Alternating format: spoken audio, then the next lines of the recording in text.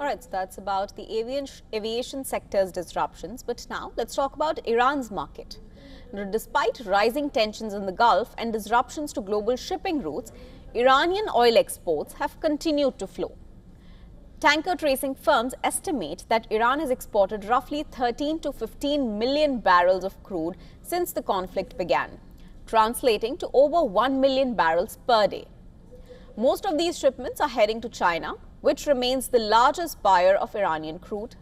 Analysts say these cargoes are being transported through a shadow fleet of tankers designed specifically to evade monitoring and sanctions. These vessels often sail under different flags, switch off tracking systems, and conduct ship-to-ship transfers at sea to disguise the origin of the crude. Cargoes are sometimes relabeled as oil from other countries before reaching Asian refineries. Energy analysts estimate that hundreds of aging tankers now operate in this parallel shipping system. For Iran, this network has become a critical tool to keep its oil revenues flowing despite sanctions and regional conflict.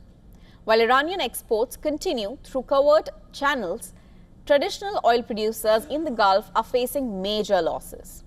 Energy analysts estimate that Gulf oil exporters have already lost roughly $15 billion in revenue since the conflict began. In a region where formal energy routes are now facing unprecedented disruption, Iran's covert shipping network has emerged as one of the few oil channels